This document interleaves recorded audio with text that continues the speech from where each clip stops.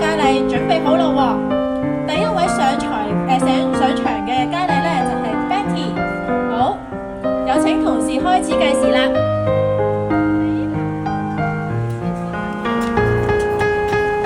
Betty 係一隻12歲嘅布偶貓，佢有藍眼睛同埋豐厚嘅頸巾。細個嗰陣咧，朋友都叫佢做港蟹嘅喎。好唔難想像到佢嘅性格咧。而家咧反而係變成咗模範家姐，同屋企入面嘅成員咧就好融洽相處。我相信咧喺一群布偶貓入面咧，大家會輕易揾到 Betty 㗎，因為佢嘅尾巴咧末端係有白色嘅毛毛，仲係好似個燈泡咁喎。而佢兩邊嘅大髀咧都各自有個咖啡色嘅心心㗎，係喎，真係有兩個心心喺度㗎。而家 Betty 咧已經喺台中間咧停步俾大家欣賞佢嘅新年造型。現場嘅觀眾，你哋手機準備好未？可以影相啦喎！好 ，OK， 多謝晒。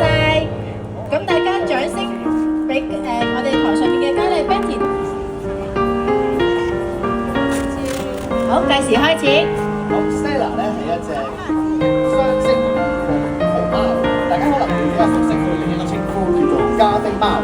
佢圓圓嘅背啦，又大嘅眼睛啦，成日都掛住甜甜嘅笑容。哇！真係睇唔出佢已經係一隻3歲半嘅小仔嚟喎。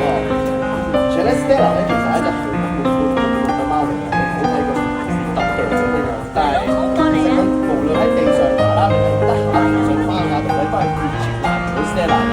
而 Stella 咧，佢一個好特別嘅地方就係佢今日咧，而家都好好同埋佢身上邊嘅呢個 pattern 啊，真係新分啊！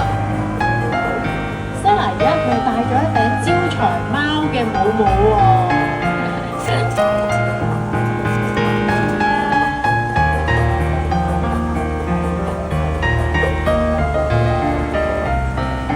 睇嚟 Stella 真係好濕嘅。Felix 咧其實係一隻9歲嘅 Chihuahua 好難得咧，好打搏嘅同